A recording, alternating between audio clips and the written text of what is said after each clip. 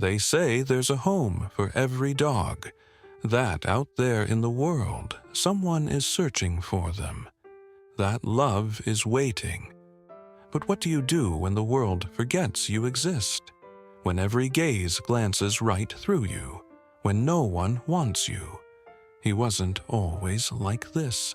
Story comment below where in the world you are watching from today. And if you like this story, don't forget to subscribe. Once he had hope. He eagerly ran to the front of his cage, pressing his nose against the metal bars, his tail wagging furiously whenever anyone walked past. Now he was being promised a forever home, but not anymore. Now he knows better. Now he does not even lift his head, because he already knows they're not here for him. They never are. People come and go. Excited children crowd a glass-walled office, pressing their noses against the cages, pointing at fluffy puppies tumbling over each other with boundless energy. Couples chuckle, choosing the ideal partner for their morning strolls. Families bend low, dispensing treats and soft-spoken voices to the hard-charging vocal dogs, the ones who bounce with enthusiasm, those with bright eyes, the ones who smile so easily, the ones that are wanted. But him? No one even sees him. No one stops, no one asks, no one sees how his ribs push a bit too tightly against his skin. No one minds that his once slick pelt is now dull and patchy. Nobody sees the sadness in his eyes, eyes that no longer search, no longer plead, because now he knows the truth. Hope is for the dogs that people really do want. Perhaps it's because he has grown up and is no longer a puppy. Not old, certainly, but certainly not young. Not playful enough, not pretty enough, not special enough. So he waits, and waits, and waits, until waiting becomes useless, until all waiting becomes utterly pointless. The shelter workers try. They take pictures and post them on the internet. They write hopeful captions. Someone just needs to give this sweet boy a second chance. A little shy but full of love. Will anyone open their heart to him? The post gets a few likes, a few shares, but no messages, no calls, no visitors asking for him. Not one. Days turn into weeks, weeks into months. Dogs come in, dogs go out. But not him, never him. And then one day, something changes, something worse. Shelters are not infinite in size. There are a limited number of kennels, only so many beds. And when space runs out, decisions have to be made. The workers visit his enclosure, armed with a clipboard. They mutter to one another with solemn faces. Their voices hushed, because they know what comes afterwards, because they've seen it all before. For this is the part they hate the most. The camera lingers on a clipboard mounted outside his cage, a list of names, dates, checkboxes, and at the bottom, in tiny, heart-wrenching letters, last chance, because in a few short days, if no one comes, if no one calls, if no one wants him, then he won't be simply forgotten. He will be gone, forever. But sometimes, fate has other plans.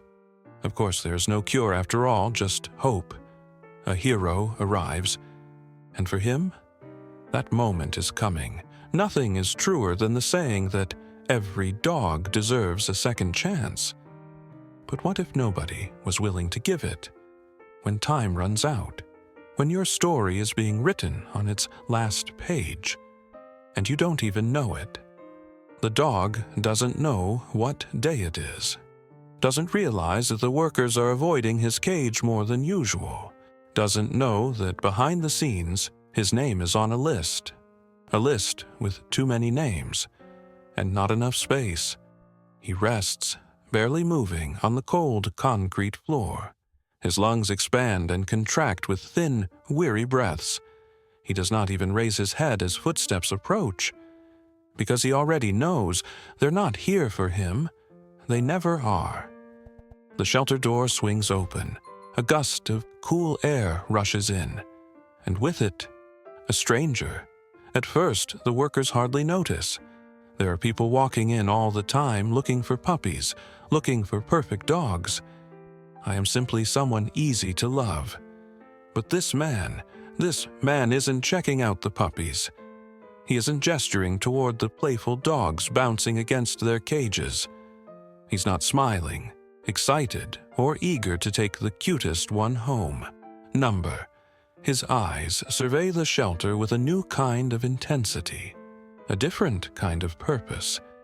And then, they land on him. The dog doesn't see it, doesn't perceive how the man's gaze lingers, doesn't notice the change in his tone, that opaque glimmer of something unsaid, something that isn't pity, something more than sadness, but something more, something deeper. Recognition. The worker approaches with hesitance, clears his throat.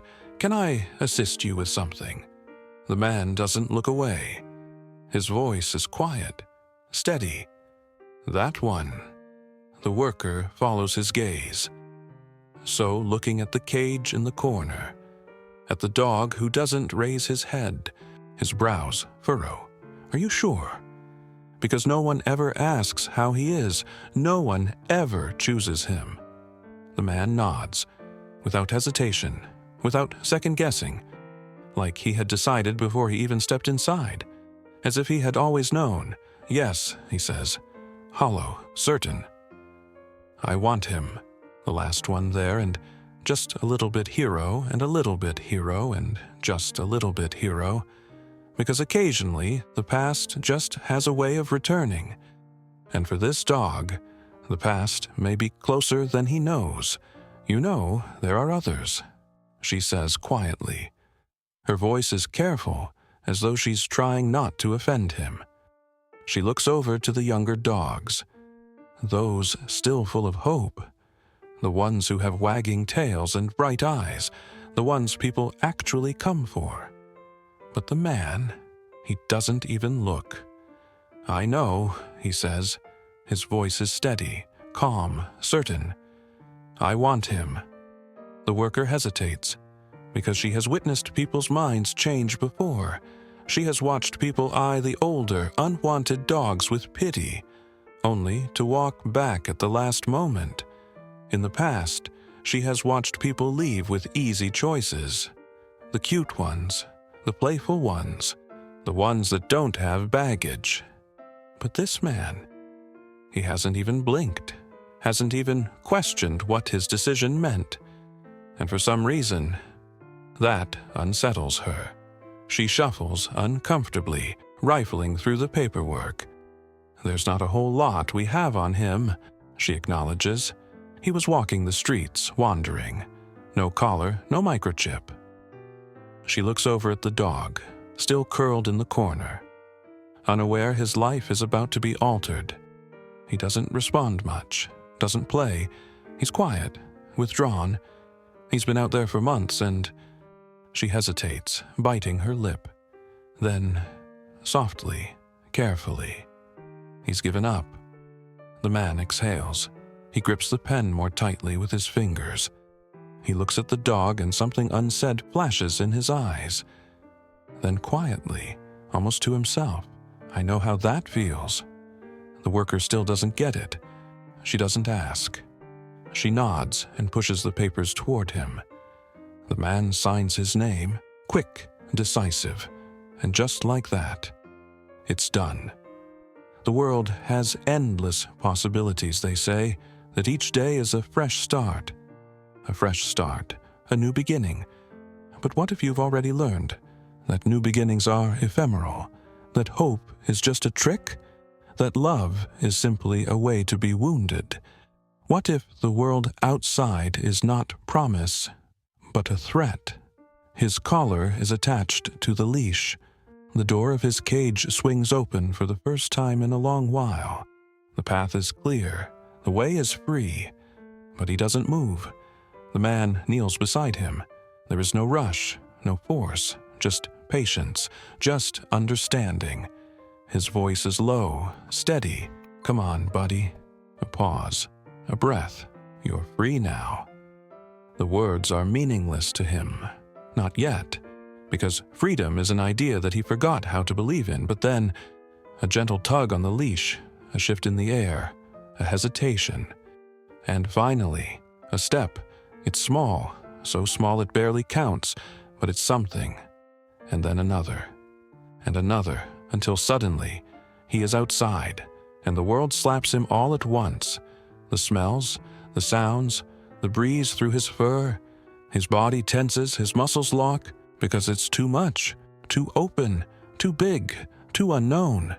His eyes dart, looking for bars, for walls, for boundaries, but there are none, and that terrifies him, because the cage was all he knew for so long, and now there's nothing standing between him and the world, and he's unsure how to handle it. The man doesn't pull him, doesn't rush him. He just waits. And when the dog looks up, confused, lost, afraid, the man kneels again, lets him breathe, lets him process, and then the softest whisper, "You're okay." Something shifts, not much, not enough to erase the fear, not enough to erase the past, but enough for one more step to be taken, then another and another, until slowly, cautiously, he trails the man to the car. For even when he distrusts the world, even though he doesn't know what's going on, for some reason, for the first time in a long while, he wants to. They say dogs are made to love. They always forgive no matter what. But what happens when a dog discovers that trust is a fool's errand, when hope has never not ended in disappointment, when love is something taken, not given? What happens when a dog stops believing in people? We hit a small dip in the road. The dog flinches, not a little, hard. His body stiffens, his breath catches, and for a brief moment, his eyes flicker toward the man, not with curiosity, not with relief, but with fear. The man notices. He keeps his voice low, deliberate. "You're okay, buddy." The dog doesn't move, doesn't blink, doesn't believe him. The highway buzzes below the tires. The scent of the shelter is still a part of their air, now blended with something else. Uncertainty. The dog has no clue where he is heading, no idea why he's here. To him, this is just another stop along the way, another temporary place, another error in a life that is largely a string of errors. The man liberally grips the wheel again, sighs. He doesn't know this dog's backstory. He doesn't know what made him this way, but he recognizes that look in his eyes, because once upon a time, he had seen it in the mirror. Miles pass. The dog doesn't relax, doesn't shift, doesn't make a sound. Locked in his own world, a world of chaos, risk, insecurity, instability. A world where people leave, where the price of kindness is the coin, where the only means of survival is to stay small, stay quiet, stay invisible. The man exhales slowly. He knows this feeling, knows what it means to brace for the worst, knows what it's like to think if you let your guard down, you'll get hurt. And that is why, when he finally talks, his voice is different. Not soft, not coaxing, just honest. "I get it." A pause, a heartbeat. Then, "I don't trust people either." Silence. No reaction. But that's okay. The man's not going for a reaction. He's just telling the truth. The road stretches on. The air shifts, and then something small, something barely there. The dog exhales, just slightly. A tiny, hesitant sigh, not trust. Not yet. But maybe. The start of something. They say that home is not a mere location, that home is warmth, safety, love. But what happens? What if you don't know what home is?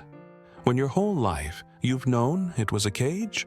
When ease is a second language you never learned to speak? What happens when even home feels as terrifying as all that? The man opens the driver's side door. The fresh air rushes in. The dog tenses, eyes darting, breathing shallow, because this is it. Another new place, another change, and change has never been good before. The man emerges, stretching a little. He doesn't yet open the passenger door, doesn't pull the leash, doesn't force anything. He just waits, because he knows that dog has never been given a choice before. And today he does. Minutes pass, nothing. The dog's breath remains tight. His body stays frozen. The man watches, patient, then, slowly, he squats down and peers inside. Their eyes meet.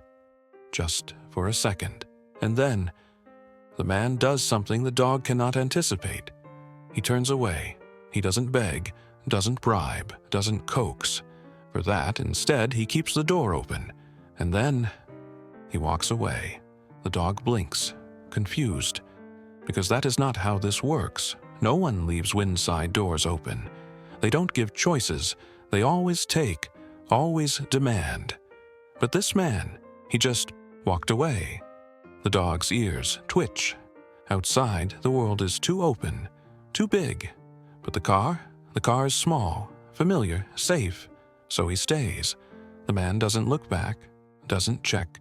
He just steps onto the porch, pulls open the front door, walks inside. And then, he leaves that door open too. More minutes pass. The dog gazes at the empty space. This is a trap. It has to be, because just like that, it is never this simple. Nothing is ever this free. But the door stays open, no hands reaching for him, no voices calling, just space, just a choice. His body is shrieking at him to stay, to shrink, to wait for something to go bad. But deep down, beneath the fear, beneath the hesitation, underneath the years of being unneeded, there is something else. Something tiny, something fragile, something that wants to know what's beyond it, wants to believe that this time is different, wants to step forward, just once. His paws shift, his breath shudders, and then, for the first time in what seems like a lifetime, he moves. One paw on the ground, then another. His body stays low, his ears flick at each noise, but he keeps going. And then before he knows it, he is inside. They say silence is peaceful, that quiet means safety. But what happens? And when has silence ever been a good thing? When silence was the time just prior to someone screaming, the respite before something was removed, the context of being left behind and being forgotten. These are just some definitions of silence and what it is, but what if silence isn't safe at all? But a warning, a trap, a test. The dog doesn't move. His paws are stiff, frozen in place. Most importantly, his ribs are moving up and down too quickly. His tail is clamped so tight toward his body it hurts. His brain is yelling at him to turn around, to find the cage, to find walls, because walls were safe. Walls meant boundaries, but here, nothing stands in his way, and somehow that's worse. The man shifts slightly, not toward him, not away. So much so the floor groans under him. The noise erupts through the silence like a gunshot. The dog flinches, hard. All of his body snaps back, muscles constricting, breath catching. The man notices, and for the first time, the burden of what he's carrying rests between them. Because this isn't just fear.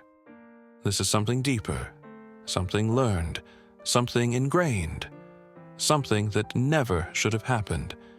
The man exhales long and slow. He pushes his palms onto his knees, feet on the ground. Then carefully, so carefully, he grabs the blanket next to him. The dog stiffens, eyes locked, muscles wound tight. He breathes in quick, inconsistent gulps, because he understands what comes next, knows what hands do when they get at something. Our embers know that pain arrives swift and without forewarning, knows that if he flinches long enough, if he is small enough, perhaps it won't hurt quite the same way this time. But the pain doesn't come. The man does not advance toward him, doesn't grab, doesn't force. Instead, he leans back, opens the blanket, and sets it down on the ground. That's it. Nothing else. No pressure, no expectations, just space, a choice, an actual escape that does not require fleeing. The dog stares.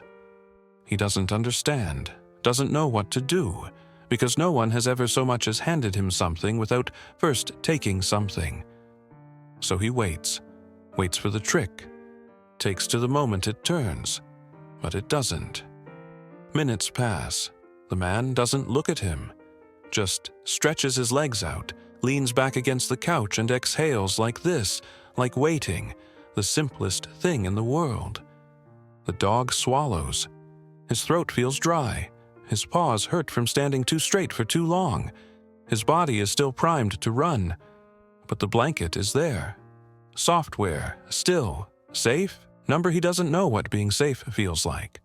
Not yet, but maybe he wants to. It's slow, so slow it hardly seems to be moving. One paw, then another.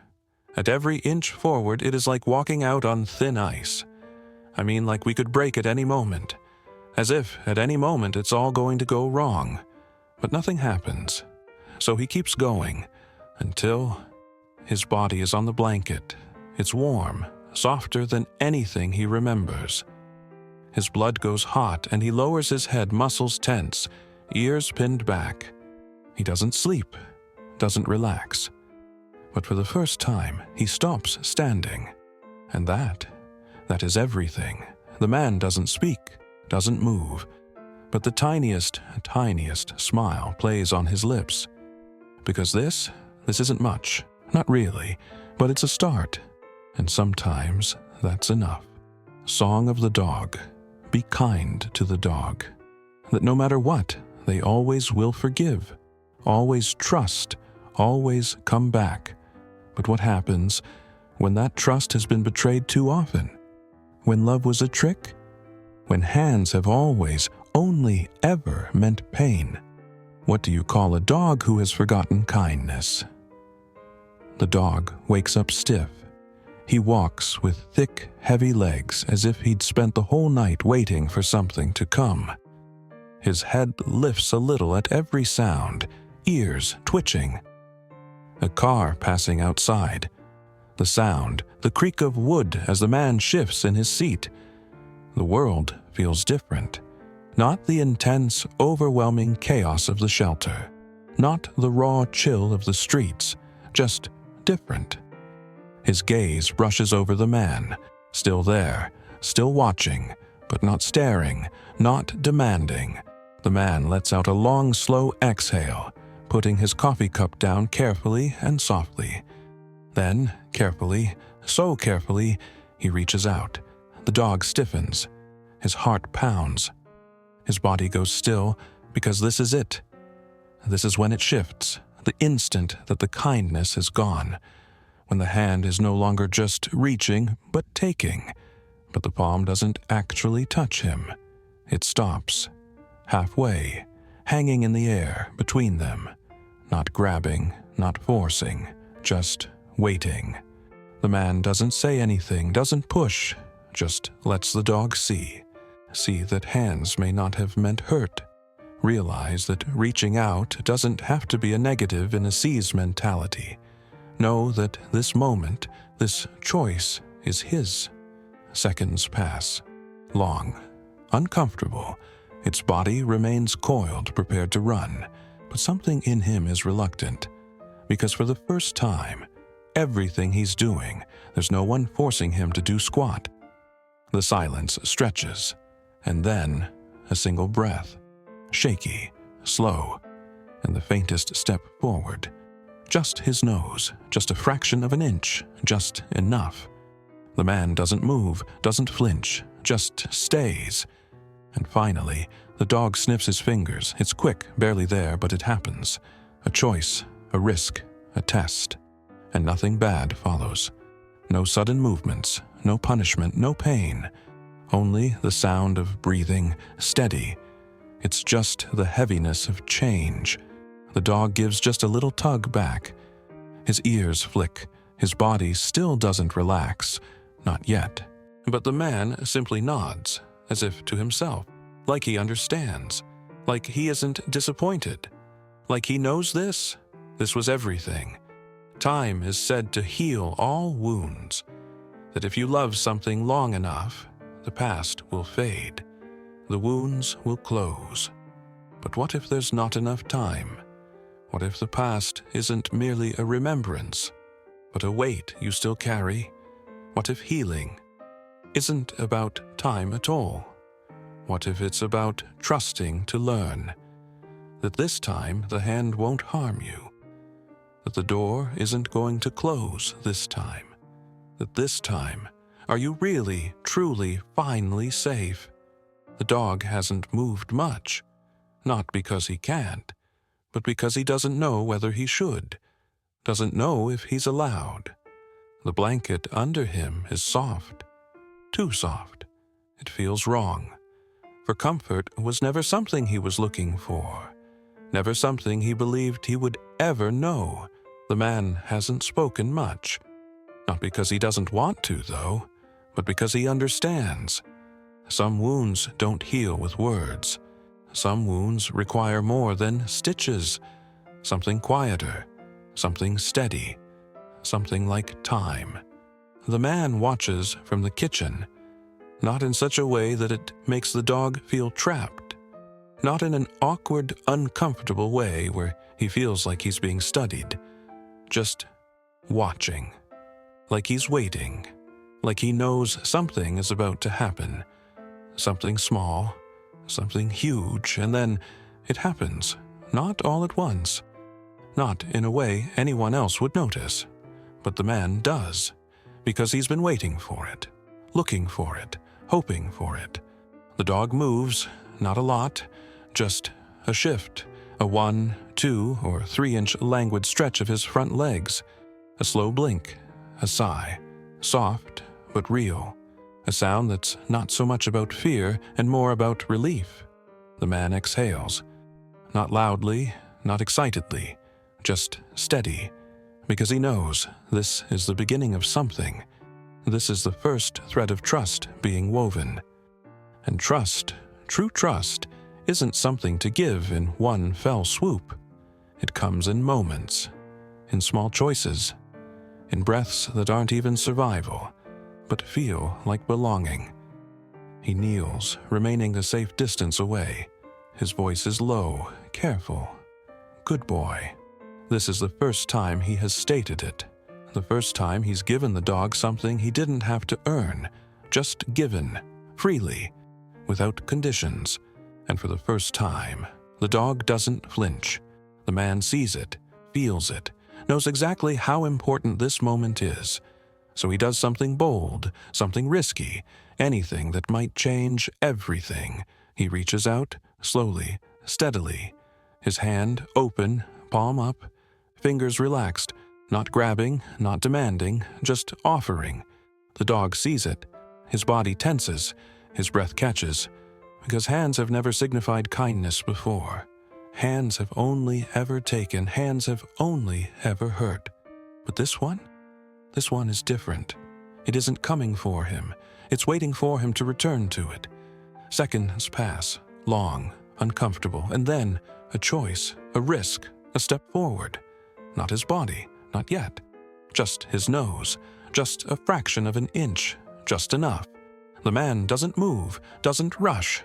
And finally, the dog's nose grazes his fingers, a whisper of contact, a test, a question, and the answer? Nothing bad happens. No pain follows, no voice shouts, no world shatters. Just the constant presence of a hand that remained open, a hand that did not become a fist, a hand that didn't take, a hand that just waited. The dog pulls back, not far, not scared, just unsure because this is new, because this is too much.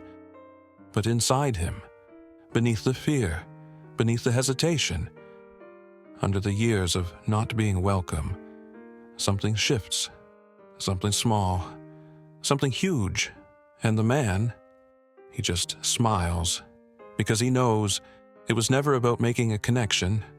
It was about permitting the dog to pull back. And today, for the first time, he did. They say that hope is a dangerous thing, that it builds you up only to watch you fall, that it whispers only to leave you in silence, that it offers you something to believe in only to take it away. But what if this time it's real? What if this time it stays? The dog shifts. He stretches out his paws just slightly, his muscles sore from being tense for too long. He glances toward the man, his eyes flicking, watching, waiting, because people always change. They always start kind, start patient, start gentle, and then they don't. Then they get tired, then they get frustrated, then they leave. And he has learned it seems preferable to prepare for the worst. Then when it does happen, it is not painful. One resolution. The man can still be sitting, one leg outstretched, one knee bent. His fingers drum lightly on his knee, mindless beat. He doesn't look at the dog, not in a way that makes him feel surveilled, not in a way that he feels trapped, just present. Minutes pass. Then carefully, so carefully, the man moves. Not fast, not sharp, just a slight lean to the side as he reaches for something next to him. A bowl, water, fresh and clear. He places it down in front of him, but not too close, just within reach. And then he waits. The dog sees it. His body stays frozen, his ears flick, because this is a test. It has to be. Nothing ever comes easy without a cost. Nothing is ever just there. But the man doesn't lean it into him, doesn't call him, doesn't demand, just leaves it. And that is something the dog does not get. His throat is dry. The last time he drank was, he doesn't remember, maybe this morning, maybe longer. He swallows, his body in conflict with itself. Stay still, stay safe. But the water is there, and he wants it. The seconds stretch. The air is thick, and then, slowly, carefully, his paw moves. Just one, just enough to feel the ground. Nothing happens, so he moves another. His pants are short, his gait is low. He walks closer and closer, his nose twitching. The water is close, so close. But still he hesitates, yet he still waits for the catch. The man doesn't move, doesn't speak, just stays. It is up to the dog to decide for himself. And after a long, long time, he does. His tongue flicks out, a single lap. Cool, fresh, safe. Another, then another. And suddenly, it's real. There's no punishment, no consequences, not a hand yanking the bowl back suddenly. Just water, just a decision he was free to make. The man watches, quiet, not interrupting, not praising, just letting it be. And when the dog's done, raises his head a little, licks the last drops from his nose. The man smiles, because this wasn't just about water. This was about trust. They say that dogs live in the moment, that they don't relive the past, that they don't fear the future. But what happens when every minute has held tragedy, when every day has been a day of waiting for the worst? Survival means learning not to want anything, because nothing lasts and it could all go away. What do you get when, for the first time, you are allowed to want? He moves through the house, his steps slow, deliberate, not loud, not sudden, just present. He does not walk toward the dog, doesn't run after him trying to get his attention, just lets him watch, lets him see. For trust isn't built in big moments. It's built in the quiet ones, the ones where nothing goes wrong, the ones where nothing changes. The dog watches, follows him with his eyes. He doesn't know why, doesn't know what he's looking for. But one gets a common feeling from the routine, the way the man moves, how he hums under his breath, how he pours a cup of coffee and leans against the counter, lost in thought. Nothing loud, nothing harsh, just life. And for the first time, the dog wonders, is this what normal is meant to feel like? His stomach growls. It is a hushed sound, but the man hears it. He flicks his gaze to the dog, but doesn't respond, doesn't comment, doesn't rush. Instead, he waits. The dog hesitates. His ribs still feel tight after days of eating little. Food has never been handed out for free. Food is a negotiation at all times, a test, a trick. But now there is no demand, no command, just the smell wafting from the kitchen. And the man still leaning against the counter, still not looking at him, like he's giving him time, like he knows. The dog shifts, not big, but a movement, then another. His paws flap against the floor, body low, careful. But this time, he doesn't freeze. This time, he doesn't hold back. But this time, he does take a step forward. The man notices. Of course he does. But he doesn't speak, doesn't reward it, doesn't treat it like this is some big, momentous moment, even though it is. Because sometimes the littlest moves are the most challenging. And right now, this step means everything. The dog inches closer, one paw, then another. The smell of food is more pronounced here, his body aching for it. He swallows, but still he waits. Still he watches, because he needs to be sure. Has to know that this is real, that this isn't simply another snare. The man gets to something. A bowl. He moves slowly, carefully, places it on the floor. Then, instead of calling him, instead of forcing him, he steps back. The dog stares. His mind is racing. This is not the way it's meant to operate. Food isn't just given. It's earned. It's taken. But this is different. This is his choice. He moves forward. His steps are silent against the floor. His muscles remain tense, waiting for something to change. But nothing does. The food is there. And this time, nobody is preventing him from doing so. His nose twitches. His breath hitches. Then cautiously, carefully, he eats. The man exhales. A slow, steady breath. He braces himself against the counter, watching, not interfering, not interrupting. Background noise that asks nothing of us. The dog's ears twitch.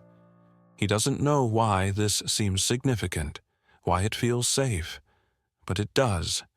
And for the first time, there is no silence in his mind, but instead something different. Not fear, not survival. Something easier, something that seems a bit nearer to peace. The man lets the moment breathe, lets the weight of it exist.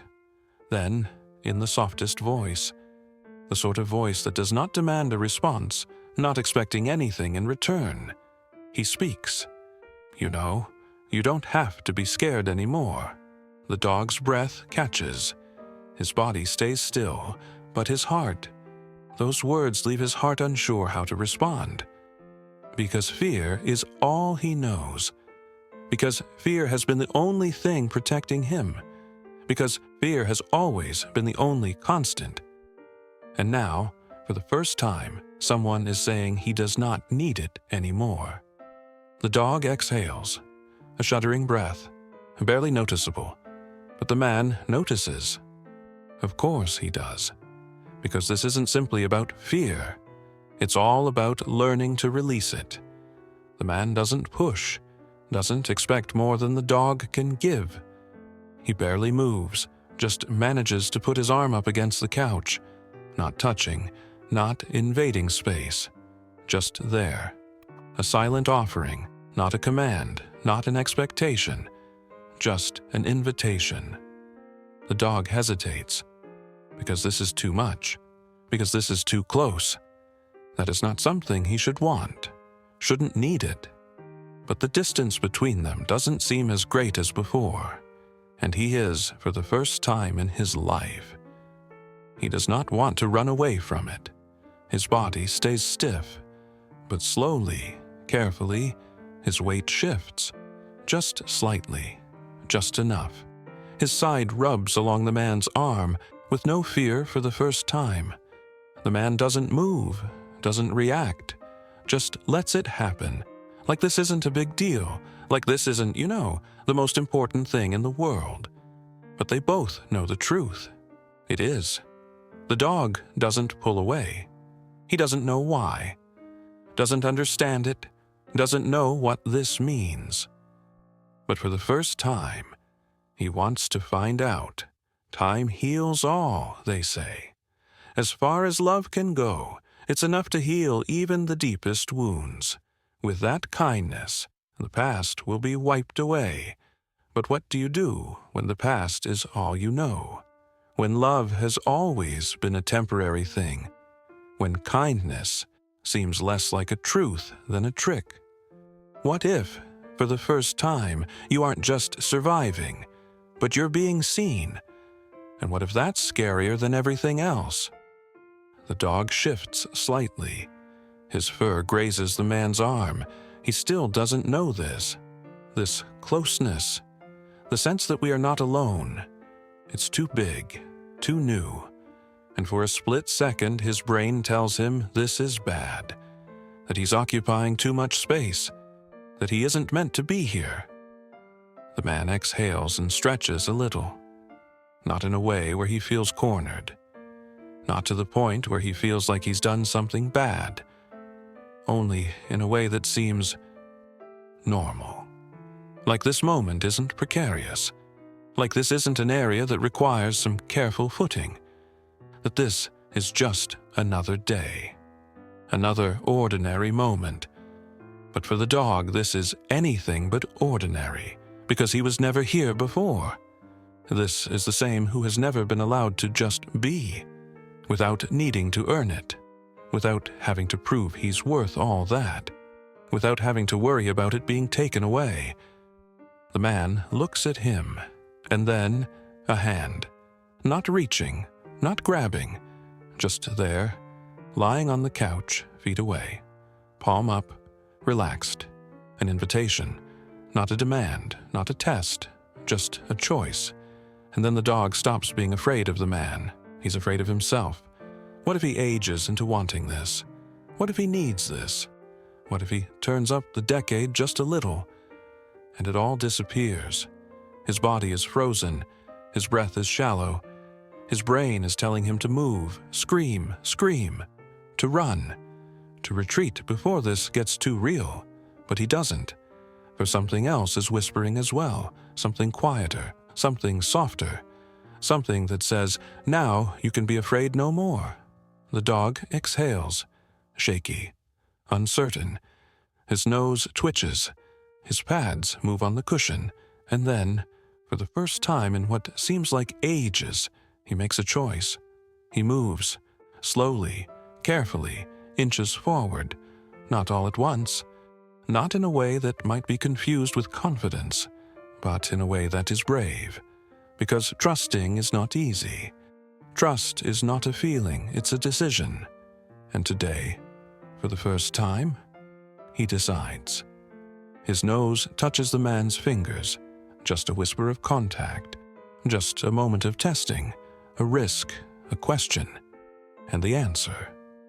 Nothing bad happens, no sudden movements, no sharp words, no rejection, just the accompanying warmth of a hand that never shuts, a hand that waits, a hand that stays. The man doesn't speak, doesn't praise, doesn't make this a moment, because this isn't a reward. It's not a trick. It's just what it is. And that is what makes it real, The dog pulls back slightly, not far, not in fear, just in wonder, because for the first time he is touching kindness, and it is not hurting him, and it is not leaving, and it is not demanding anything in return. It just is.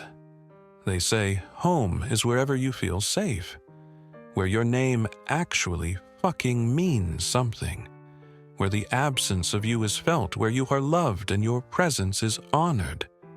But what happens when home has never been a roof overhead? What happens when, for the first time, you come to know home was never four walls? It was about the people waiting inside of them. The man doesn't move.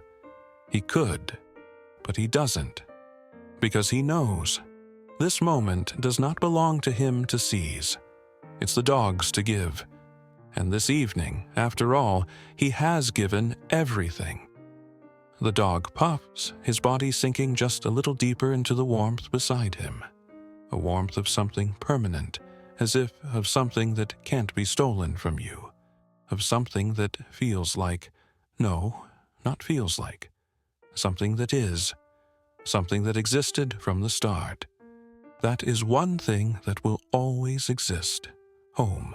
The man's hand is moving, slow, unhurried. For months he has waited. For months he played the waiting game, patience, understanding. And now he has no more waiting to do. For as his fingertips softly part through the dog's fur, the dog does not flinch. He does not pull away. He does not run. He leans in. And that's when it happens. When the shit hits the fan. When the past finally releases its grip. The man's voice is gentle, nearly a whisper. "You're home, buddy?" No expectation, no question. Just a truth the dog doesn't argue with, does not question, because for the first time in his life, he believes it. The weight of years of pain, of fear, of rejection, it does not vanish. It will take time. But tonight, it has never been so light. The dog does not dream of cold streets tonight. There are no empty cages in his dreams. He does not dream of being alone. Tonight, for the first time, and in these dreams, there's a home that was waiting for him all the time. A home that had never had anything to do with walls, never about blankets, never about food. A home that had been and always will be a person.